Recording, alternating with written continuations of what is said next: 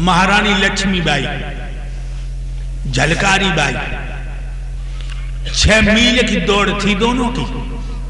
6 मील ये दोनों लड़कियां दौड़ती थी जिन्होंने अंग्रेजों का मुंह तोड़ दिया।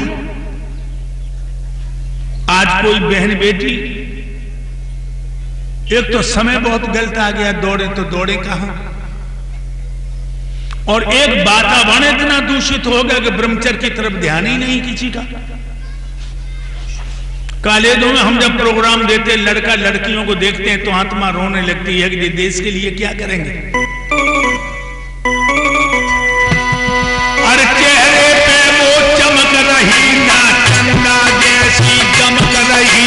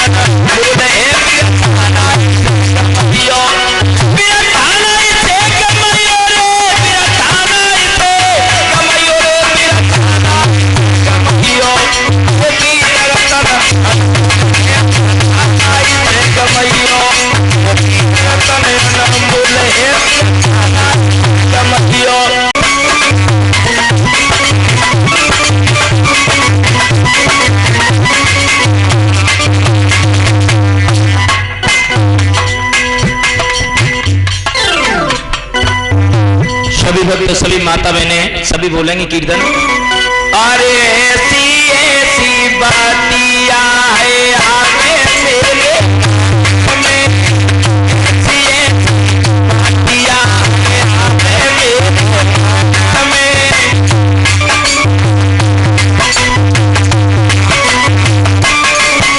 हो जावे मेरे मन में, समावे मेरे तन में।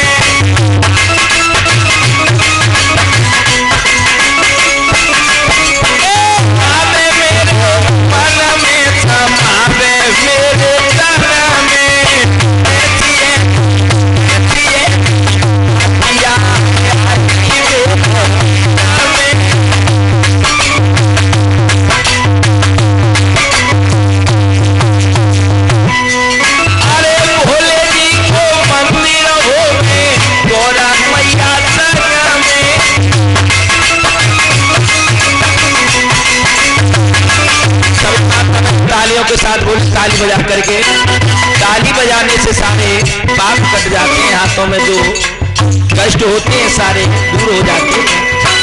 आप मेरे मन में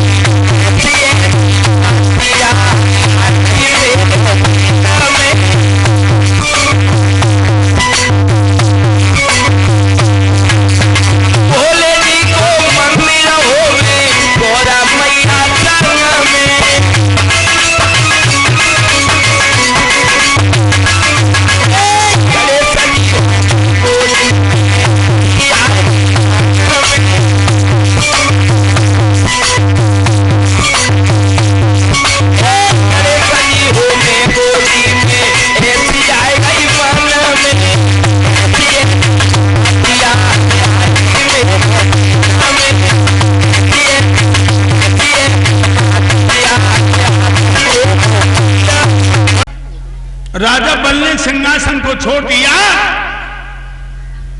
और मेरे प्यारे भक्तों पैरों पर गिर पड़े, नमो नमो नंदनम, नमस्कार गुरुदेवता। और महाराज बल ने वामन भगवान को सिंहासन पर बिठाला और 16 प्रकार से पूजन किया, 16 प्रकार से। अतिथु बिना अचानक अतिथि का मतलब जिसकी तिथि निश्चित न हो और अचानक तुम्हारे दरवाजे पर आ जाए, फूफा दमाद बहनोई संत महात्मा मित्र बटोई, तो भक्तों तुम समझ लियो कि हमारे घर में आज भगवान पधारे।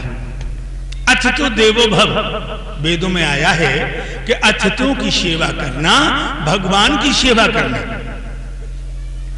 अचानक कोई तुम्हारा दरवाजे फूफा दमाद बहनोई हितु रिश्तेदार संत महात्मा अचानक आ जाए, समझो भगवान आ गए।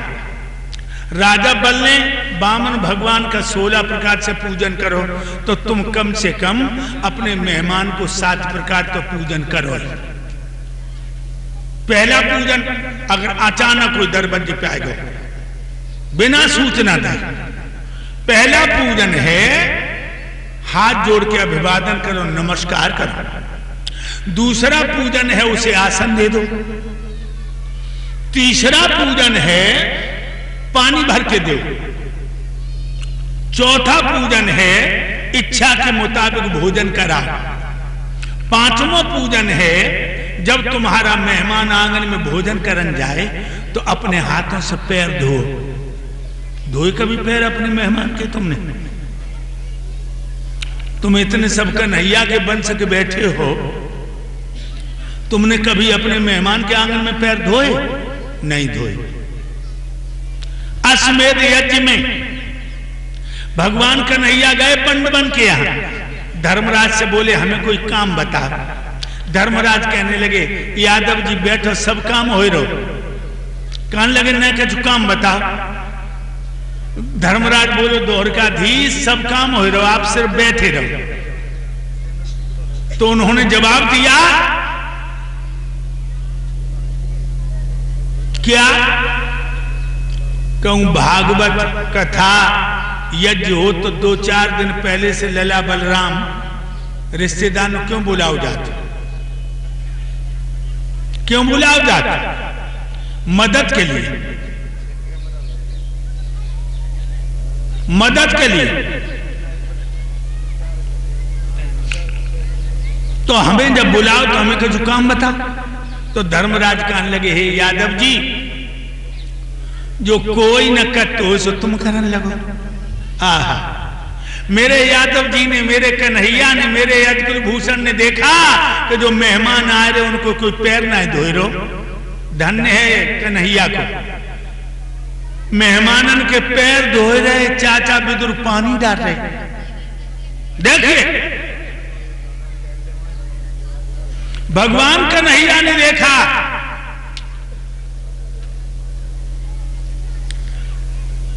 कि कोई झूठी पत्तलें ना उठाए रहो। धन्य है, बारी बन गए। और तुमने कभी अपने मेहमान के पैर नहीं धोए, भागवत सुनने आए हो आधार की। एक बात बताएं, बुरो न मानिए, हिंदू जाति का दुनिया में कोई सच्चा धर्म नहीं। धर्म धर्म चिल्लाता, धर्म का जानता मर्म नहीं। उल्टे काम करने में इसको बिल्कुल आती शर्म नहीं। आधार की भागवत सुन रहा है मगर बदलता कर्म नहीं। सब काम उल्टे। ससुर तो कह रहे हो पिताजी, और सास तो मां मम्मी, और पैर छुलाए रहो।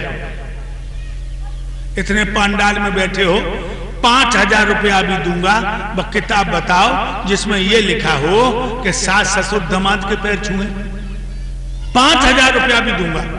अरे तुम तो मामा तक पे पैर छुलवाती हो, तुम तो मामा तक पे पैर छुलवाते। एक बार जाते मां का हाथ, एक बार अपने चमड़ा की जूती मैया के पान को बनवा दियो, तुम उद्धार ना हो। और मैया को भैया तो मामा, 2 मां जुड़ी, और तुम मामा पे पैर छुलवाते। कौन किताब में लिखा? महाभारत पढ़ के देखो। दुर्योधन सुबह जगता था, माता पिता के पैर छूके, मामा शकुनी के पैर छूता था। जब शल्य चला है, नकुल सहदेव का मामा भगवान की लीला देखो। पांडवों के पक्ष में लड़ने के लिए दुर्योधन ने रास्ते ही में रोककर चांडाल चौकड़ी में फंसा के वचन ले ले। शल्य कहने लगे तो हमें भांजन को देखे आने। जिस समय शल्य मामा आए, पांचों पंडवा मामा के पैरों पे गिर पड़े। मामा ने छाती से लगाए कि रो के कहे कि बेटा अब मामा मत कहो, अब हत्यारो कहो। दुर्योधन ने वो बात ने फांस के वचन ले लिए हैं, हमें उसके पक्ष में लड़ना होगा। सोई धर्मराज ने फिर पैर पकड़ लिए और कहा कि मामा मैं ये नहीं कहता तुम अपने वचन को तोड़ो, लेकिन मेरा एक निवेदन है कि जब अर्जुन और कर्ण का मुकाबला हो उस समय तुम कर्ण के मनोबल को गिराते रहना, बस आप अंदाजा लगाइए। और तुम मामा पे पैर छुलवाते हो,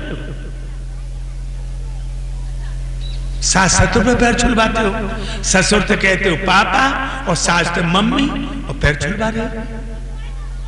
कहां लिखा? अब आप लोग सोच रहे होंगे ये कहां लिखी है कि दमादू पैर छुए, ये तो रामायण में ही लिखी है। सासु समीप गए दो भाई, और फिरे बंद पग आशीष पाई। राम लक्ष्मण जनक की पत्नी सुनैना सास के पास गई और दोनों ने पैर छुए हैं, तो मैया सुनैना ने दोनों को आशीर्वाद दो है। और तुम अपने सास ससुर पे पैर छुलवाते हो? कहीं नहीं लिखा, कहीं नहीं लिखा। अभी हम जिला संबल में कथा कहने गया था मुरादाबाद के पास, मैं इसी पर बोल रहा था तो बुजुर्ग खड़े होकर के बोले कि स्वामी जी हमारे यहां सुबह लड़कियां उठ करके माता पिता के पैर छूती हैं। सुबह लड़कियां उठती हैं और माता पिता के पैर छूती हैं। और वास्तव में हमने देखा लोगों, वो लड़कियां सुबह उठती थी। एक दिन हम भी नहाने के लिए गए तो लड़कियों ने मेरे पैर छुए। तो ये हिंदू जो है ना हमेशा उल्टे काम करता है। इसलिए मैं एक बात कहूंगा आपसे, अगर सास ससुर के पैर छू न सको तो छुलाओ ना। वैसे मैं अपने मामा अपनी मामी के पैर छूता हूं, मैं अपनी सास अपने ससुर के पैर छूता हूं, अपने बड़े साले के भी पैर छूता हूं। ये लिखा है, ये लिखा है। तुमसे एक बात कहूंगा, सास ससुर पैर छुपाओगे छुलाओगे तो पाप लगेगा तुम्हें। बड़े साले पर भी अगर पैर छुलाए तुमने तो पाप लगेगा। मामा पर पैर छुलाए तुमने नरक में जाओगे तुम, ध्यान रखो। इसलिए मेरा एक ही निवेदन है कि पैर छू न सको तो छुलाओ ना, न छुलाओ। वो पाप मत कमाओ तो तुम्हें नरक में जाना पड़े। धर्म है क्या चीज? धर्म की डेफिनेशन है क्या? जो वस्तु जिस जगह की हो हम उसको उसी दृष्टि से देखें, उसी का नाम धर्म है। तो सास ससुर 4 मां होती, अपनी मां, गुरु की पत्नी मां, मित्र की पत्नी मां और सास, ये मां होती हैं। याद रखिए लोगों, 5वां पूजन है ये, मेहमान के पैर धो। 6वां पूजन, जब मेहमान भोजन करने को बैठे तो वहीं बैठे रहो। पंखा अगर गर्मी है तो पंखा चलाओ, न देखो कि किसी चीज की कोई कमी तो नहीं है, ये देखो। और जब मेहमान भोजन करके आ जाए चारपाई पर तब बड़े प्यार से पूछो घर में सब लोग ठीक हैं, कुशल तो है। हम देखते कोई हितू रिश्तेदार आओ, राम राम साहब, राम राम साहब, पानी भर के दो, और पूछने लगे घर में सब लोग ठीक हैं। रिश्तेदार कहने लगे तुम्हारी बिटिया ने फांसी लगाई ले। पूरा घर छाती कूट कूट के रोन लगो, मेहमान भूखो आओ, भूखो बैठो। अब्बा कोई पानी की नहीं पूछ रहा।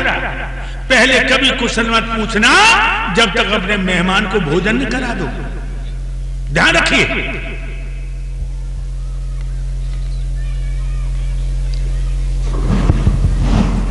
प्रसन्न सुखी याद रखिए लोगों,